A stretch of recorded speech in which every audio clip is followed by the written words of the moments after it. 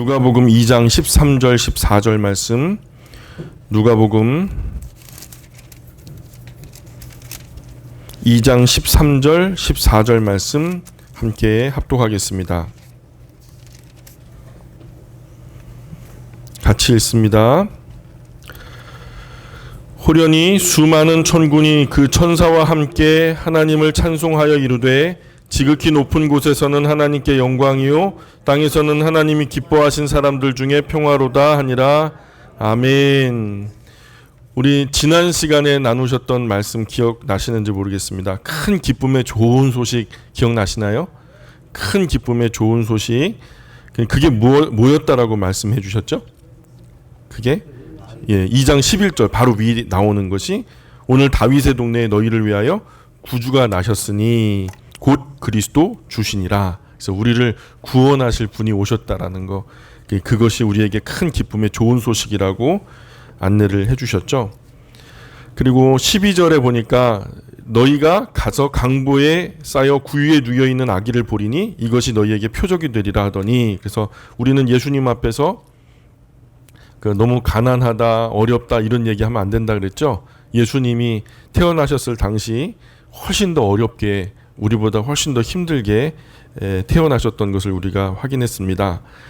그래서 오늘 본문 13절 14절을 읽었는데 예수님은 아무에게나 평화가 되시지 않아요. 지금 여기서 뭐라고 말씀하냐면 지극히 높은 곳에서는 하나님께 영광이요 땅에서는 하나님이 기뻐하신 사람들 중에 평화로다.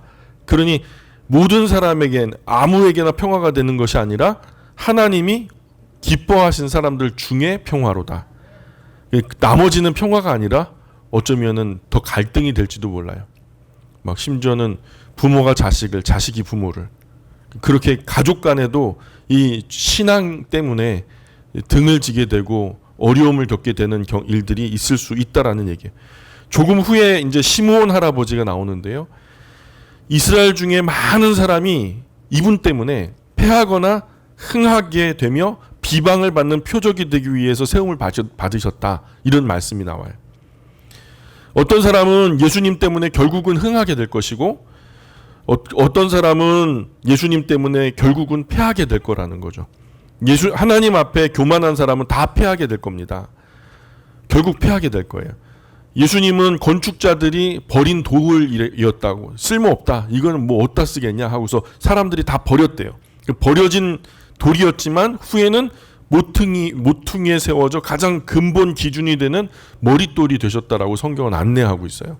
그래서 그 기준에 거치는 거, 머릿돌에서 금을 그어서 거기에 삐져나오는 것은 전부 다 깨거나 부수거나 치우거나 하죠.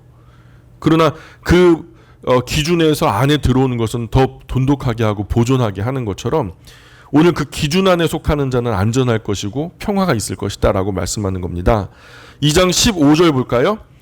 천사들이 떠나 하늘로 올라가니 목자가 서로 말하되 이제 베들레헴으로 가서 주께서 우리에게 알리신 바 이 이루어진 일을 보자 하고 빨리 가서 마리아와 요셉과 구유에 누인 아기를 찾아서 보고 천사가 자기들에게 이 아기에 대하여 말한 것을 전하니 듣는 자가 다 목자들이 그들에게 말한 것들을 놀랍게 여기되 마리아는 이 모든 말을 마음에 새기어 생각하니라. 우리 그리스도인은 어떤 말을 들을 때 귀로 들어가서 입으로 바로 나오면 안 되는 거예요. 오늘 우리 그리스도인들은 귀로 들어가면 바로 입으로 나오는 것이 아니라 귀로 들어가면 먼저는 마음으로 들어가야 될 줄 믿습니다. 그래서 마음에서 거기서 분류 작업이 이루어져야 되고 가치 없는 말들은 거기서 분류해서 폐기 처분하고 버려버리고 의미 있는 말들은 더 깊이 생각하고 진리의 말씀은 더욱더 다져서 단단하게 새겨 지켜내야 될 줄 믿습니다. 그게 귀로 들어가서 입으로 나와버리면 우리 영과 육에는 아무런 유익이 없죠. 그래서 참 이 일이 쉽지 않은 것을 우리가 잘 압니다. 그러기 위해서는 그리스도인의 마음은 속이 깊어야 될 줄 믿습니다. 그 속이 얕으면 절대로 안 되는 거죠. 너무 속이 얕으면 귀로 들어가자마자 입으로 다 나와버리니까 얕은 거죠. 듣기는 들어도 우선은 마음에 담아보고 깊은 생각 속에 분류작업 거쳐서 버릴 것은 버리고 취할 것은 취하는 그런 모습이 예수님의 인격을 닮은 그리스도인의 모습이라고 저는 믿습니다. 어떤 사람들은 나쁜 감정을 전이시키려고 말에다가 나쁜 감정을 보태가지고 던지는 사람이 있습니다.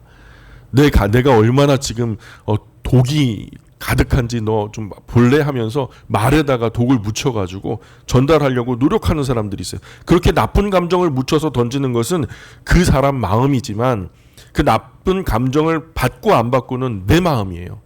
그 사람이 나쁜 감정을 줄 수 있지만 그 준 것을 우리는 성인이고 또 그리스도의 인격을 가진 독립된 자유의지를 가진 사람들이잖아요.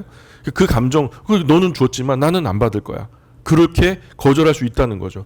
합당하지 않은 나쁜 감정은 폐기 처분하셔야 돼요. 거기에 대응해서 또 나쁜 감정으로 대응하게 되면 악에게 넘어가게 되는 거거든요. 그것을 다 속에 담고 있으면 나쁜 감정이 부패하면서 속이 썩어버립니다. 감정을 주는 것은 자유지만 주는 감정을 받고 안 받고는 나의 자유예요. 내 인격의 자유예요.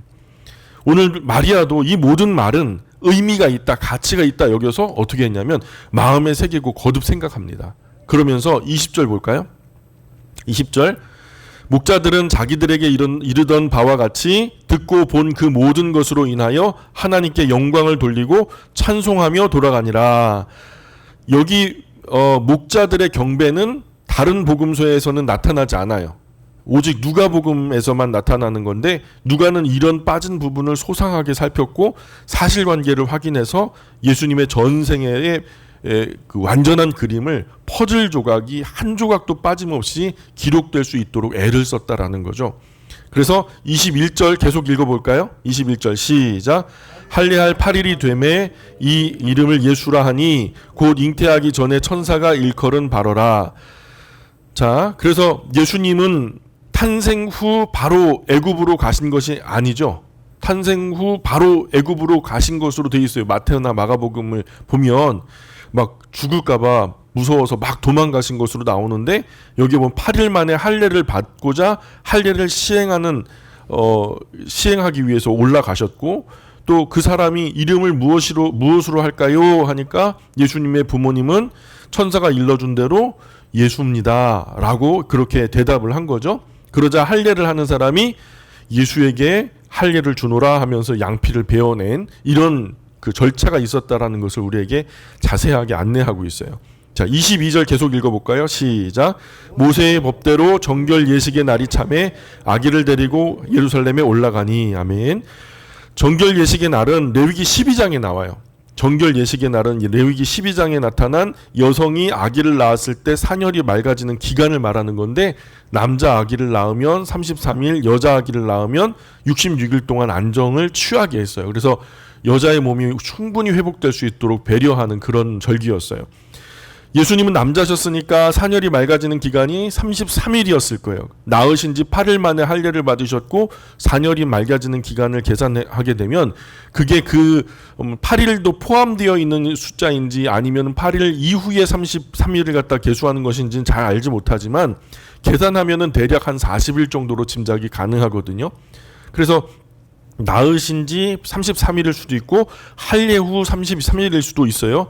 레위기 12장 3절에서 4절에 여덟째 날에는 그 아이의 포피를 벨 것이요 그 여인은 아직도 33일을 지내야 산혈이 맑아지리니 하니까 이 말씀을 근거로 남자 아기는 할례 후부터 33일 있어야 된다 이렇게 좀 생각을 하는 거거든요.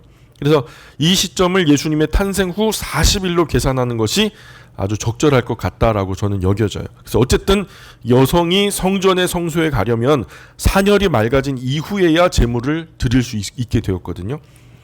베들레헴은 예루살렘 남쪽으로 한 10km 떨어져 있어요. 이 10km를 간 낳은 아기 엄마가 걷는다고 한다면 좀 다소 먼 거리겠죠. 아기를 간 낳은 산모가 이것을 감당해야 된다면 한 40일 정도 되니까 어느 정도 몸이 풀려서 움직일 정도 되면 말이 되지만 아기를 낳자마자 그렇게 걸어갔다는 건 좀 말이 안 되는 얘기죠. 누가복음이 확실히 합리적으로 쓰여진 거죠. 23절 계속 읽습니다. 이는 주의 율법에 쓴 바 첫 해에 처음 난 남자마다 주의 거룩한 자라 하리라 한 대로 아기를 주께 드리고. 아멘. 이는 왜냐하면으로 바꿨을 수 있다 말씀드렸죠. 왜 이런 예식을 위해 예루살렘으로 올라갔냐 하면 이런 이유를 설명하려고 하시는 거죠. 율법에 기록된 대로 태에서 처음 나온 남자 아기는 주님께 구별하여 드려지는 그런 아이라라는 말씀을 근거로 해서 그렇게 아기 예수님을 하나님께 드리려고 예루살렘에 올라갔다라는 그런 이야기를 지금 우리에게 들려주시는 거죠. 한마디로 표현하자면 뭐죠? 말씀대로 하셨다. 그 얘기예요. 말씀대로 예수님을 그렇게 결례대로 하셨다. 24절 계속 읽을게요. 시작. 또 주의 율법에 말씀하신 대로 산비둘기 한 쌍이나 혹은 어린 집비둘기 둘로 제사하려 함이더라. 아멘. 어린 산비둘기 한 쌍, 어린 집비둘기 둘로 제사하는 것도 말씀대로 하려고 했어요.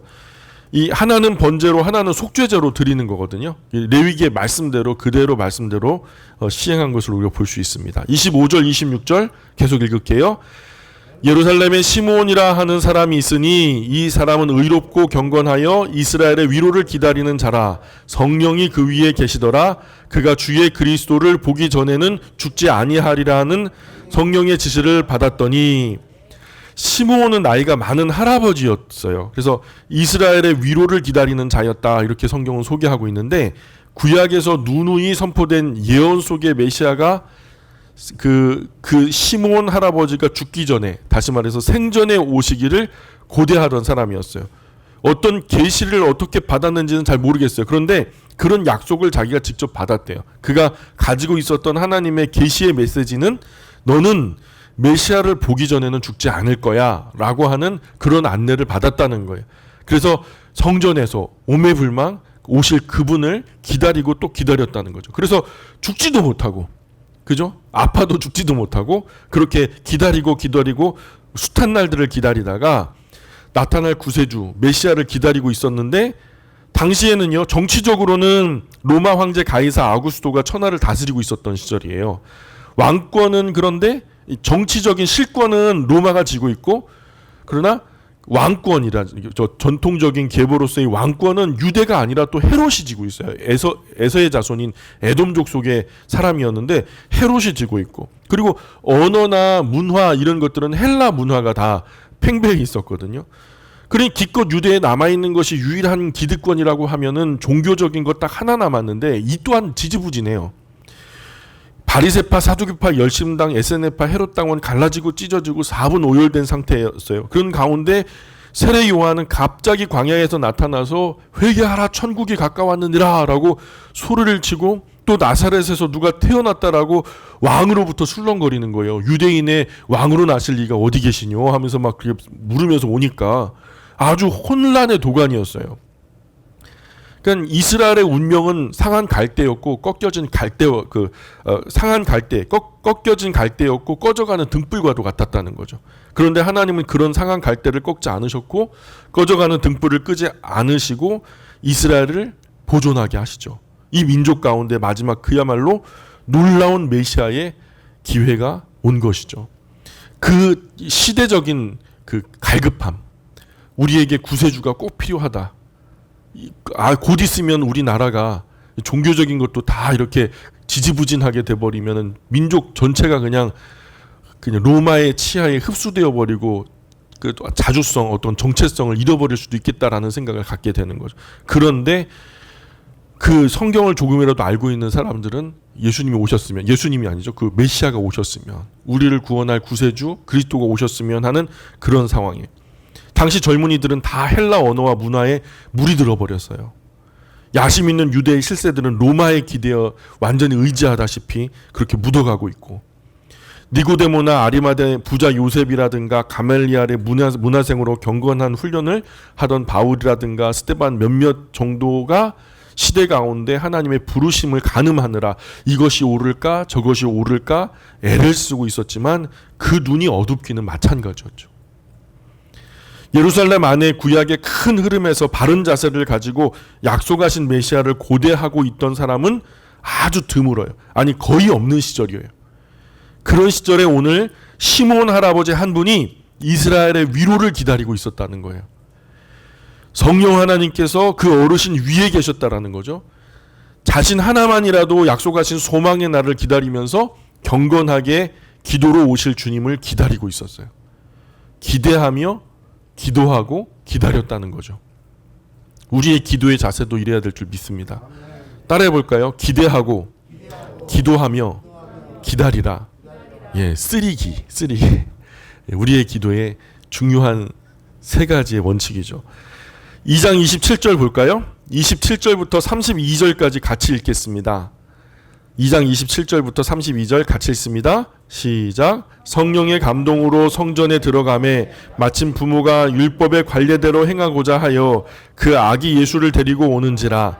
시므온이 아기를 안고 하나님을 찬송하여 이르되 주제여 이제는 말씀하신 대로 종을 평안히 놓아주시는도다. 내 눈이 주의 구원을 보았사오니 이는 만민 앞에 예비하신 것이요 이방을 비추는 빛이요 주의 백성 이스라엘의 영광이니이다 하니. 아멘. 시므온은 성령 하나님의 감동하심으로 메시아 구주 예수님을 바로 알아본 거예요. 예수님이 그 결례를 행하고자 오시는 그 모습을 보고 그저 그분이 메시아구나, 이분이 그리스도구나, 예, 그 감격, 그 감동, 그 북받치는 기쁨으로 아기 예수님을 품에 안고 시므온이 찬송을 불러요. 하나님께 올리는 찬송이 울려 퍼지는 거죠. 주님, 이제 제가 평안히 죽어도 되겠군요. 주님, 제가 주님의 구원을 보았습니다. 이분은 하나님께서 모든 이들의 구원을 위해 예비하신 분이요 이방을 비추는 빛이 되실 분이지요. 이분은 주님의 백성 이스라엘의 영광이 됩니다. 이런 찬송을 하는 거예요. 어떤 분이 이렇게 시므온 할아버지의 감격의 찬송을 듣게 되었는지는 잘 모르겠어요. 근데 정말 또 누가는 이 시므온 할아버지의 찬송을 이렇게 인터뷰하고 일일이 조사하는 가운데 그 어르신이 이런 기도를 했다고, 이런 찬송을 했다고, 그걸 갖다 다 받아 적어가지고 오늘 시므온 할아버지의 찬송이요 성경에 기록되고 있어요. 바울은 3차 전도 여행 마치고 로마로 가기 전에 가이사랴 감옥에 2년 동안 갇혀 있었잖아요. 그때 누가는 자유로웠어요. 바울만 갇혔지 누가는 옥 바깥에 있었거든요. 그 2년 기간에 예수님의 모든 발자취를 꼼꼼히 따라다니면서 자료를 모으고, 지난주에 말씀드렸죠. 그림자, 예수님의 그림자만 스친 곳이라도 다 가기를 원했던 거죠. 목격자들과 일일이 인터뷰를 다 해서 기록을 남겼던 거죠. 특히 예수님의 어머니와 오랜 시간을 보냈어요. 마리아를 만나고 세례 요한의 어머니도 만나보고 정말 소상하게 다 듣고 기록하고 자료로 남겼어요. 그리고 그 자리에서 예수님의 어머니 마리아에게서 이런 이야기를 들었을 것으로 보여요. 그리고 그 자료들을 바탕으로 바울이 결국에는 로마로 가죠. 그 로마에서 가택 연금 상태에 있을 때 누가는 옆에서 뭘 하겠어요. 그래서 그것을 엮어내서 누가복음이라고 하는 위대한 작품이 나오게 된 거죠. 그러니 정말 신빙성 있는 거죠. 마리아는 허투루 듣지 않잖아요. 어머니인데. 어쨌든 33절에 보니까 그의 부모가 그에 대한 말들을 놀랍게 여기더라. 아멘. 부모는 절대 자녀에 관한 이야기 가볍게 듣지 않죠. 막 시장 한복판에서 막 왁자지껄 떠든다 해도 어디선가 내 자녀에 대한 이야기가 들면 귀가 그냥 이렇게 커지죠. 내 자녀에 대해서 뭐라 칭찬인가 흉보는 건가 금방 알죠. 마리아는 그래서 그런 관심을 가지고 놀랍게 여기면서 그 귀담아 들었던 거죠. 34절 볼까요? 34절 35절 같이 읽습니다. 시작. 시므온이 그들에게 축복하고 그의 어머니 마리아에게 말하여 이르되 보라 이는 이스라엘 중 많은 사람을 패하거나 흥하게 하며 비방을 받는 표적이 되기 위하여 세움을 받고 또 칼이 네 마음을 찌르듯 하리니 이는 여러 사람의 마음의 생각을 드러내려 함이니라 하더라. 아멘. 마리아에게 이 아기 예수님의 거룩한 사역의 양상을 전해주는 거예요. 어떤 사람은 예수님 때문에 패하는 사람도 있게 될 것이고 어떤 사람은 예수님 덕분에 흥하는 사람도 있을 것이다. 패하다라는 것은 헬라어로 프토시스라고 하는데 무너지다, 망하다. 그러니까 예수님 때문에 무너지고 망하는 사람도 있을 것이다라는 거예요. 흥하다라는 말은 헬라어로 아나스타시스라고 하는데 이게 다시 일어나다. 무너졌던 그곳에서 다시 일어나는 사람도 있을 것이다라는 거죠. 예수님의 그 패함과 흥함의 기준점에 오셔서 많은 사람들을 갈라 놓으실 거예요. 양분하실 거예요. 오른쪽 왼쪽으로 나누어 놓으실 거예요. 가난한 사람, 애통하는 사람, 마음이 청결한 사람들은 흥하게 될 것이고 복이 있게 될 거예요. 배부른 사람, 부유한 사람, 높은 사람, 바리새인, 사두개인, 서기관, 제사장, 율법학자 등 잘났다라고 하는 기득권자들 다 예수님 앞에서 패하게 될 거예요. 물론 모두가 그렇지는 않을 테지만. 그러나 예수님을 따르는 많은 사람이 비방을 받게 될 것을 예고하고 있어요. 양상 자체가 그렇게 흘러간다는 거예요. 오실 초림의 메시아는 대단한 영광과 부귀와 영광 가운데 오시는 분이 아니라는 것을 우리가 알 수 있어요. 오실 메시아의 사명은 고난과 아픔의 길이라는 것을 알려주는 거죠. 이런 메시아께서 사명을 감당하는 것을 곁에서 지켜보는 어머니 마리아. 다윗의 자손으로 오시니까 다윗처럼 살진 않을까? 다윗은 뭐 솔로몬만큼은 아니지만 엄청난 부귀와 영화를 누리지 않았습니까? 말년에는요. 그래서 다윗만큼은 되겠거니 했는데 그게 아니라는 거예요. 솔로몬만큼 더더욱이 아니고요. 고난받는 메시아. 이것을 예고하는 거예요. 마치 마음이 칼로 찌르는 듯 아플 거라고 예고해 주시는 거죠. 부모의 마음이 칼로 찌르는 듯 아플 거다. 십자가 고난을 예언하고 있는 거죠. 예수님 오시기 전에는 당시 기득권을 가진 사람들이 어떻게 악한지 전혀 알 수가 없었어요. 그 사람들이 악한지 선한지 구분점이 없었거든요. 그러나 예수님께서 임하셔서 진리로 그들 가운데 서시니까 모든 거짓된 것들이 다 드러난 거예요. 다 위선적인 것들이 다 드러나는 거예요. 하나님을 위한 것인지 자기 배를 위한 것인지 그게 예수님 안에서 다 드러나게 되더라는 거죠. 분별하지 못했는데 예수님이 오심으로 그 모든 것이 낱낱이 다 드러났다라는 거예요. 그런 자신들의 누추함을 감추고자 자신의 어두운 방에 불이 딱 켜지니까 온갖 더럽고 추잡한 것들이 다 드러나니까 차라리 전구담 하나 깨뜨리면 되잖아요. 빛 하나만 없애면 되잖아요. 그래서 예수님을 소멸하기 위해서 십자가에 못 박아 죽여 제거하는 거죠. 예수님 때문에 악한 본색이 드러나는 거예요. 평소에 한 사람의 신앙이 어떤지는 잘 몰라요. 이 사람이 정말 신앙생활이 잘 있는지 그 본질이 잘 살아있는지. 그러나 교회에 어려움이 오면 그 사람의 신앙의 본색이 다 드러납니다.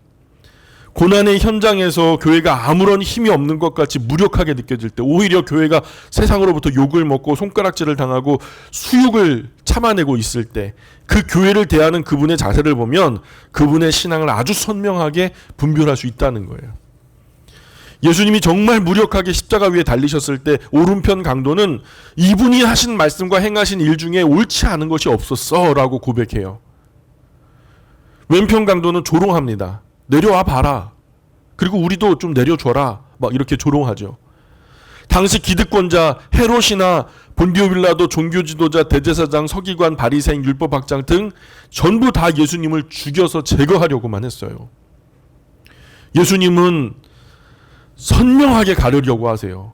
참과 거짓, 진리와 비진리, 천국과 지옥을 완전하게 가르시려고 그 기준이 되시려고 오신 분이 예수님이신 줄 믿습니다. 그런데 요즘 교계 안팎에서 이런 이상한 목회자들이 많이 나타나고 있어요. 우리가 교리를 조금 느슨하게 해서 우리만이 유일한 구원의 길이라고 우기지 않고 서로의 종교를 존중하는 길로 나아가면 세계 평화의 길이 열리지 않겠냐? 미래는 더 아름다워지지 않겠냐? 그러니 이제 교회의 길은 종교다원주의 길밖에 없다. 서로의 종교를 존중하자 하면서 이 진리의 영역까지를 갖다가 무마시키려고 하는 이런 주장하며 나서고 있는 목회자들이 많아지고 있어요.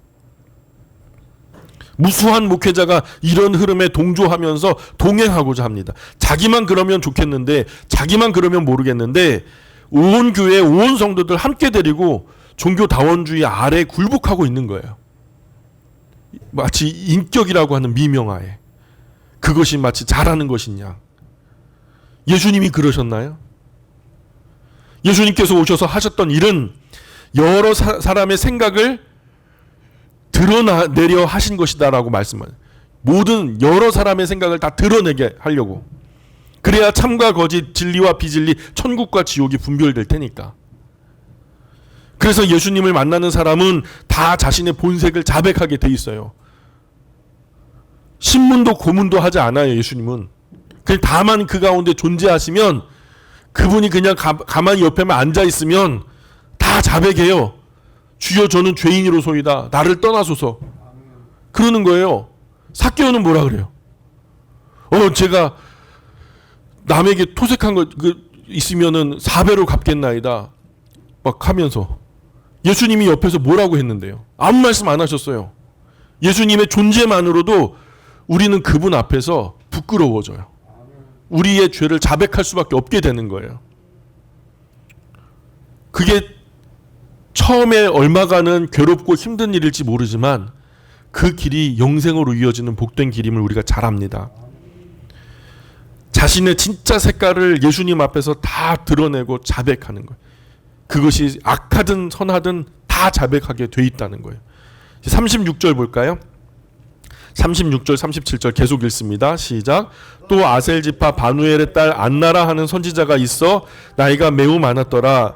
그가 결혼한 후 7해 동안 남편과 함께 살다가 과부가 되고 84세가 되었더라. 이 사람이 성전을 떠나지 아니하고 주야로 금식하며 기도함으로 섬기더니. 안나라고 그 하는 선지자가 등장하죠. 이분은 지금 우리 개역 한글판 성경에 이렇게 나타나지 않고 과부가 된 지 84년이 된 걸로 그렇게 되고 있거든요. 결혼 후 7년 남편과 함께 살았고 그리고 남편이 돌아가시고 혼자서 84년 과부가 된다. 뭐 이렇게 이것만 해도 뭐 7년에 84년을 더하면 91년 정도 되는 건데요. 우리 개역 개정판 성경이 좀 번역이 그렇게 잘못 나왔어요. 그래서 태어나면서 결혼하는 분은 없을 테니까. 그죠? 한 15살에 결혼했다 쳐도 한 106세 정도? 뭐 근데 아직 은퇴도 안 했어요. 지금 그 성전에서 지금 봉직하고 있잖아요. 성전을 떠나지 않고 주야로 금식하면서 기도하셨다라는 이야기를 지금 하고 있는 거예요. 38절에 계속 보니까 마침 이때에 나와서 하나님께 감사하고 예루살렘의 속량을 바라는 모든 사람에게 그에 대하여 말하니라. 아멘. 늙었다고 뭐 내가 뭘 하겠나. 뭐 그런 약한 소리 하면 된다 안 된다? 모세가 본격적으로 사역 시작한 게 80세부터예요. 지금 그 안나 선지자를 봐요. 시므온 할아버지도 보세요. 실제적인 일들. 100살 안 남았으면 어떤 일이든 무슨 일이든 하나님 주님의 일에 헌신하셔야 돼요. 근데 매주 교회 안에 물론 해야 하는 일들이 하나씩은 있어야 돼요.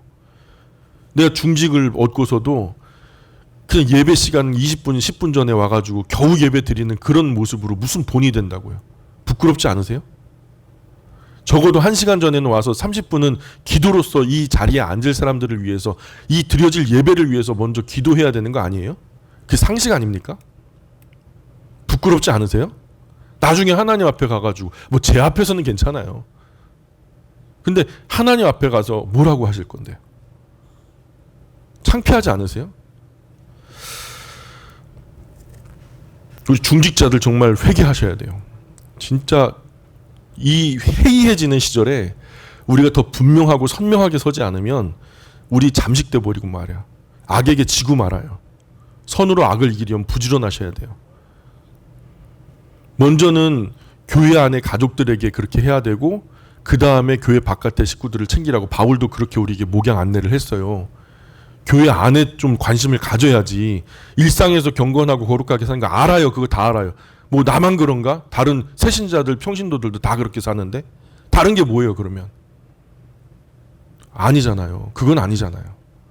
내가 최소한 장로요, 권사요, 안수집사요, 그냥 집사로서 세워졌다면 최소한 1년 내가 헌신했고 항존직은 내 평생을 갖다 하나님께 헌신하기로 작정한 사람들인데 그 말만 번지를 한 거지. 그건 아닌 거죠. 거짓말인 거죠. 위선이죠.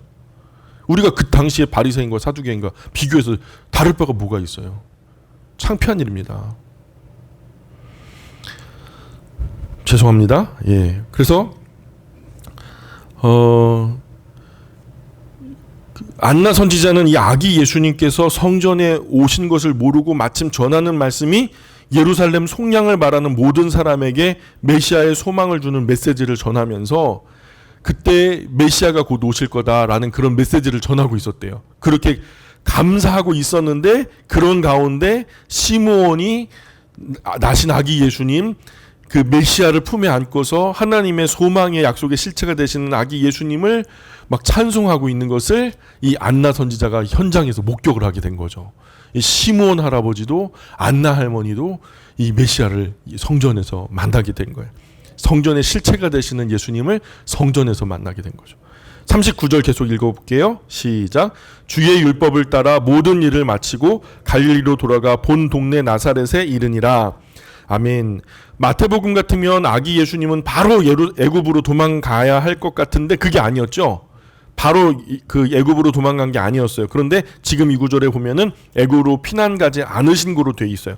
그죠? 40절에 아기가 자라며 강하여지고 지혜가 충만하며 하나님의 은혜가 그의 위에 있더라.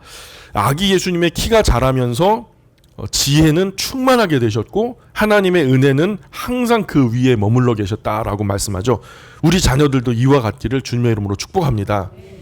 우리 그리스도인들에게 자녀 교육은 실패해서는 안 되는 너무 중요한 부분이에요. 예, 실패해서는 안 되는 너무 중요한 부분이에요.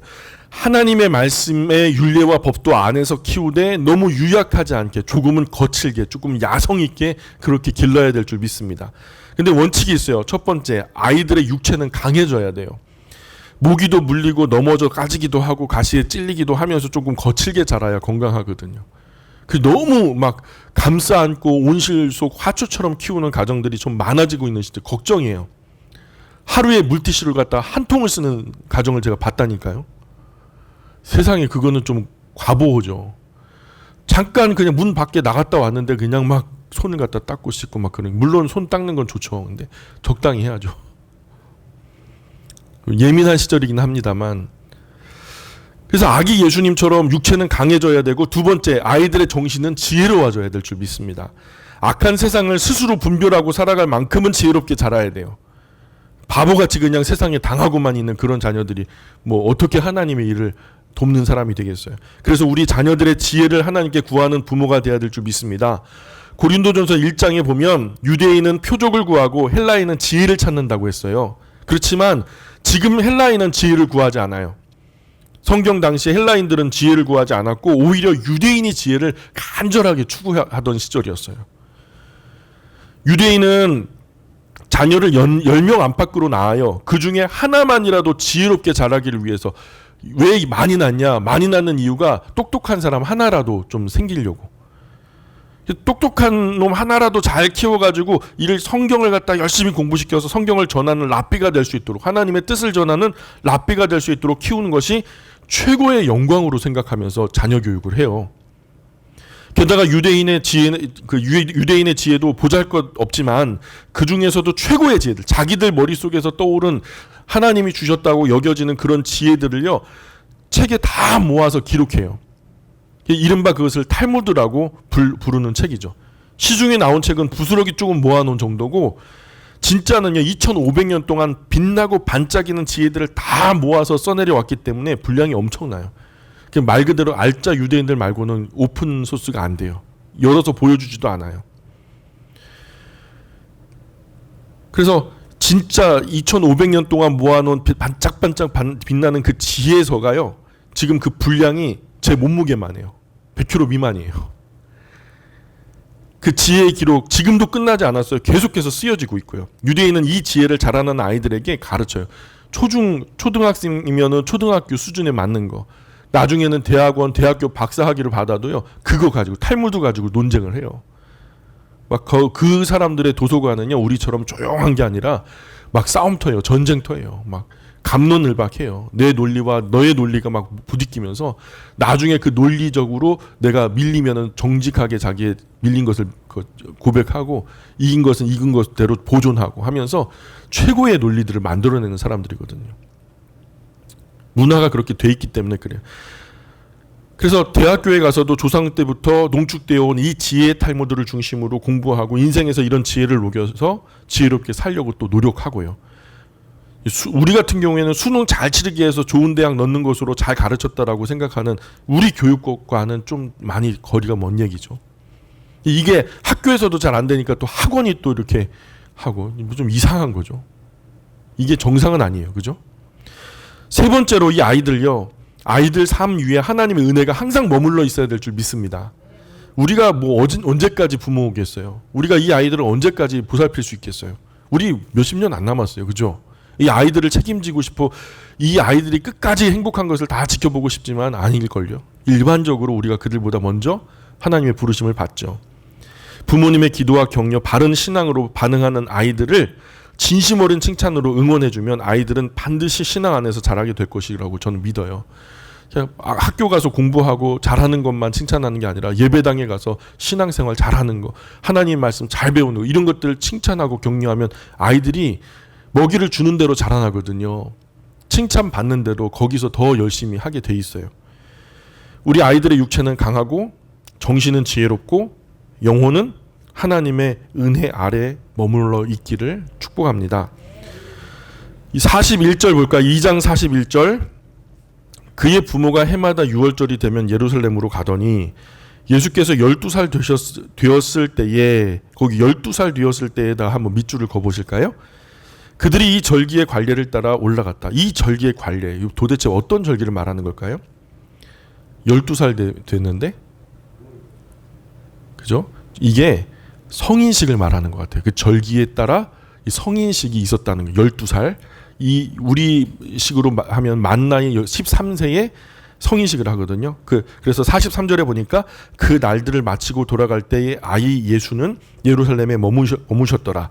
부모는 이를 알지 못하고 동행 중에 있는 줄로 생각하고 하룻길을 간 후에 친족과 아는 자 중에 찾되 만나지 못함에 찾으면서 예루살렘으로 돌아갔더니. 아멘. 자, 예수님의 만 나이 12살이 되셨다면 아마 이때 관리에 따라 성년식을 하셨을 거예요. 엄마 마리아는 성년식 했다고 이제 남자가 되었다고, 야 이제 아빠한테 가서 붙었나 보다. 올 때는 엄마 따라서 왔는데 이제 갈 때는 나는 이제 남자야, 나는 이제 성인이 됐어 하면서 아빠 따라갔나 보다 했을 거예요. 아빠 요셉은 아이고 이놈 그냥 성인식 치렀는데 아직도 젖이 덜 떨어졌나, 엄마 따라갔나 보다 하고서 내려왔나 봐요. 그래서 하룻길을 가면서 서로에게 있을 거라고 여기고 아마 오셨던 것 같아요. 그러면서 서로 예수님의 안위를 미루면서 집에 돌아오는 도중에 중간에서 마리아와 요셉이 서로 만났는데 예수 어디 갔어? 서로 찾은 거죠. 당신한테 없어? 나한테 없는데 난 당신한테 있는 줄 알았지? 하면서 혼선이 생긴 거예요. 그래서 그냥 다시 먼 길을 돌아 예루살렘 올라갑니다. 저도 어릴 적에 오산시장에 장날에 한번 어머니 손 붙잡고 갔었거든요. 근데 어머니 손을 놓친 거예요. 그 옷자락을 그 베이지색 그 코트였는데 그걸 딱 잡고 있었는데 다른 베이지색 코트가 있더라고요. 그래서 그거 잡고서 따라갔는데 너 누구냐 이렇게 보더라고요. 그래서 깜짝 놀라갖고 우리 엄마 어디 갔냐고 막 울었어요. 5살 때인데 엄청 울었어요. 막 엄청 우니까 목소리가 제가 컸나 봐요. 우는 소리 듣고서 찾아오셨어요, 어머니가. 참 그랬어요. 그보다 더 어릴 때 저는 이제 후암동에 살았거든요. 5만 사람 오간 남대문 시장 아세요? 거기서 제가 3번 길을 잃어버렸습니다. 갓 걷기 시작했을 때. 하나님의 은혜죠. 부모님 참 저는 기억이 안 나서 잘 모르는데 부모님들은 그때 생각하면서 지금도 그냥 막 식은땀을 흘리세요. 예수님의 부모님도 그만큼 입이 바짝바짝 마르고 식은땀이 그냥 줄줄 나는 상황이었던 것 같아요. 그렇게 사흘을 찾아 헤매고 다니신 거예요. 예루살렘으로 올라가는 길목길목마다 다 찾아보고 예루살렘 온 시내를 다 뒤지신 거죠. 그리고 마지막으로 혹시나 하면서 성전에도 한번 가보자 그래갖고 성전에 가보셨는데 그런데 거기 앉아 계신 거예요. 자, 46절 47절 같이 읽어볼까요? 시작. 사흘 후에 성전에서 만난즉 그가 선생들 중에 앉으사 그들에게 듣기도 하시며 묻기도 하시니 듣는 자가 다 그의 지혜와 대답을 놀랍게 여기더라. 자, 예수님은 여러 성경학자들과 랍비들 사이에 앉아서 듣기도 하고 묻기도 하는 거죠. 다시 되묻는 것을 답해주면서 꼬맹이니까 뭐 이제 만 성인 됐다고 하니까 나도 이제 어른들과 함께 성경을 논할 수 있는 자격이 됐다 싶었던 거죠. 그러니 그 랍비들 사이에서 그 기다성 같은 성경학자들 사이에서 예수님은 태연하게 아무 두려움이나 그런 거 없이 평안하게 앉아서 묻기도 하고 듣기도 하시면서 그랬는데 그 12살 예수님과 대화하던 성경학자들 랍비들은요 예수님의 지혜와 답변에 크게 놀라고 있었다는 거예요. 우리의 가정교육도 이렇게 돼야 돼요. 뭐 듣기도 하고 묻기도 하고 답하기도 하면서 아이들의 지혜가 놀랍도록 발전되는 거거든요. 아이들이 때로는요 이 질문의 질문 제가 해봤는데 연계된 질문 한 10개도 넘게 하더라고요. 이거는 뭔데? 왜 이거 여기 있는데? 하면서 계속 연계돼가지고 한 10번을 갖다 거듭묻는데요. 제가 하나님이 주신 인내로 한번 그것을 갖다 다 계속해서 받아서 아주 성실하게 답변을 주었어요. 근데 다음번에 또 한 번 묻더라고요. 그 다음에는 묻지를 않아요. 나름대로 자기 안에 정리가 된 거죠. 그래서 이런 묻고 답하는 거 정말 좋은 교육이죠. 그런데 이 아이들의 질문을 하찮게 여기면 안 돼요. 그 눈높이에서 최고의 질문일 수 있으니까요. 지금부터 성의 있는 답변, 성실한 답변으로 응답해 주면은 아이들은 엄마 아빠를 최고의 스승으로 알게 될 거라고 저는 믿습니다. 그렇게 신앙 교육의 주도권을 부모님께서 꼭 쥐고 아이들을 하나님의 윤리와 법도로 잘 가르칠 수 있기를 소망합니다. 지금 김영남 집사님 수고로 홈페이지가 지금 재단장이 이루어지고 있어요. 그곳에 이제 제가 한 가지 부탁한 것은 Q&A 섹션을 꼭 하나 두려고 해요. 질문이 있잖아요. 우리가 성경을 읽다가도 질문이 나오고 살다가도 신앙적인 질문이 하나씩 떠오르는데 그런 신앙적인 질문, 여러 질문들을 다 통폐합해서 신앙생활 하시면서 성경 공부하시다가 궁금한 점이 생기면 그냥 넘어가지 마시고 꼭 질문을 해주시길 바라요. 그래서 거기다가 직접 질문을 올리면 다 많은 사람들이 보는 곳이니까 좀 어려울 것 같아서 그 질문과 답변하는 코너 앞에다가 대문에다가 어디에다 질문을 해주십사 이렇게 안내를 부탁드릴 거예요. 그래서 거기에 정연한 질문에 정연한 답변이 달리면 다른 궁금해하시는 분들에게도 어쩌면 공통된 질문일 수 있거든요. 그래서 많은 의문들이 풀어지는 그런 계기가 될 거라고 저는 믿습니다. 사실 나의 의문이 많은 사람의 의문이기도 하거든요. 저도 성경적인 바른 답변 달아드리도록 최선을 다하겠습니다. 아이들도 어른들도 모르는 것을 정말로 궁금한 것을 묻고 답변하는 그런 교회가 되었으면 좋겠어요. 어느 교회에서 질문하면요, 뭐야, 그냥 그를 물을 게 뭐가 있어, 그냥 믿으면 되는 거지. 이렇게 하면은 곤란한 거예요. 예. 즉흥적인 질문, 좋은 답변은 얻지 못해요. 그렇다고. 그러니 정연한 질문으로 질문해 주시면 꼼꼼하게 실제적으로 제가 답변을 해드릴게요. 저희 전공 분야가 아니면 그 부분에서 저보다 더 탁월한 분을 데려다가 그분께 질문을 제가 대신 드려서 답변을 받아서 갖다 드리도록 할게요. 그래서 좋은 질문과 대답 코너, 우리의 어떤 탈무드 같은 지혜서 같은 그런 곳이 되었으면 좋겠습니다. 예수님의 경우 이런 과정을 통해서 예수님 자신의 정체성을 찾아가시는 과정이었다고 믿어요. 갓 태어난 송아지가 말로 재촉하거나 가르치지 않아도 자기가 혼자 스스로 일어나잖아요. 예? 그래서 어미소의 젖을 찾아가는 것처럼 사람 아이들도 자라나면서 시절마다 꼭 배워야 할 것들을 배워나가는 것처럼 하나님의 아들이신 하나님, 그 예수님은요, 성경을 통해서 세상과 하나님 나라를 알아가셨을 것이고 그 속에서 자신의 정체성과 하나님 아버지께서 자기에게 지우신 그리스도 메시아로서의 사명을 알게 되셨을 거라고 여겨져요. 어쩌면 이 모든 것을 이미 알고 계셨을 수도 있고요. 이 부분에서 우리는 잘 몰라요. 주님만 아시니까. 성경이 얘기하는 것도 아니고 예수님이 정체성, 그 메시아라고 하는 정체성을 언제 알게 되었는가. 이것이 또 신학적인 큰 난제이기도 해요. 2장 48절 49절 계속 읽어보겠습니다. 48절 49절 시작. 그의 부모가 보고 놀라며 그의 어머니는 이르되 아이야 어찌하여 우리에게 이렇게 하였느냐. 보라 네 아버지와 내가 근심하여 너를 찾았노라. 예수께서 이르시되 어찌하여 나를 찾으셨나이까. 내가 내 아버지 집에 있어야 될 줄을 알지 못하셨나이까 하시니. 아멘. 어쨌든 예수님의 부모님은 너무 놀라셔서 어린 예수님을 책망하시죠. 야, 너 엄마 아빠 엄청 찾았잖아. 너 엄마 아빠 걱정할 거 몰랐어 하면서 막 야단 하신 거죠. 근데 어린 예수님은 너무도 태연하게 이런 대답을 하신 거예요. 왜 저를 찾으셨어요? 제가 아버지 집에 있어야 할 것을 모르셨습니까? 이렇게 대답을 했다는 거예요. 예수님은 자신의 정체성을 이미 알고 계셨을 가능성이 큰 이유가 이 대답에 있습니다.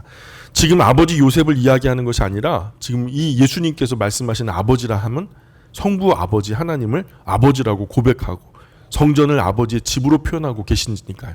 그죠? 50절 그 부모가 그가 하신 말씀을 깨닫지 못하더라. 아멘. 마리아가 진짜 성모 마리아요 천주교가 말하는 신의 경지에 있다면 예수님의 이 말씀을 못 알아들을 리가 없잖아요. 그렇잖아요. 무슨 성모 마리아라고 부르시면 안 된다고 제가 거듭 말씀드렸는데도 성모 마리아라고 하시는 분이 계세요. 성모는 성부를 전제하는 말이에요. 성모와 성부는 그러면 어떻게 돼요? 부부야, 부부. 그럼 여신과 남신의 구도를 또 세우고 아들신. 그래서 그리스, 헬라, 로마 신화를 갖다 따라가서 그 당시에 있었던 고대 종교를 갖다가 벤치마킹 하자고 하는 거예요. 그래서 많은 사람들의 세력을 하나로 모으고자 했던 것이 그런 흐름이었거든요. 51절에 예수께서 함께 내려가사 나사렛에 이르러 순종하여 받드시더라. 그 어머니는 이 모든 말을 마음에 두니라. 사실 가만히 보면 마리아가 어린 예수님께 배우는 입장이에요. 마리아는 잘 몰라요. 또한 마리아가 잘은 모르지만 침착하게 그 이야기를 듣고 마음에 간직해요. 잘 알지 못하지만 이것은 범상치 않은 말씀인데 하는 것들을 마음이 기이 여기더라 하면서 마음속에 간직하고, 이 부분도 누가의 인터뷰 중에 나타난 거죠. 예수님의 이 어린 시절 이야기는 딱 이 한 가지밖에 없어요. 어린이 시절. 저는 예수님의 소년 시절이 정말 궁금해요. 아마 저처럼 개구장이었을 것 같기도 하고요. 52절, 예수는 그 지혜와 키가 자라가며 하나님과 사람에게 더욱 사랑스러워 가시더라. 우리 자녀들이 이 지혜와 키, 마음도 몸도 잘 자라야 될 줄 믿습니다. 그러면서 하나님께도 사람들 가운데도 사랑받는 아이로 잘 자라야 될 줄 믿습니다. 누구처럼요? 예수님처럼. 하나님께도 사랑스럽고 사람들 가운데도 사랑받는 아이가 된다면 자녀 교육 성공한 거죠. 그거 이상 뭐 다른 거 조건 같은 거 붙일 필요 없어요. 무슨 학교 나왔다, 뭐가 되었다, 뭘 갖고 있다, 다 쓸데없는 얘기. 우리가 그냥 하나님 앞에 몸도 지혜도 건강하게 잘 자라고 하나님에게 또 하나님께 사람들에게 사랑받으면 그 성공한 거죠. 그래서 더 나아가 우리 자신도 하나님 앞에서 지혜도 더 잘하고 키도 더 좀 자랐으면 좋겠어요. 키도 더 잘하고 강건해져서 하나님과 사람 앞에서 더 사랑스러워 갈 수 있기를 주님의 이름으로 축복합니다. 기도하겠습니다. 하나님 아버지,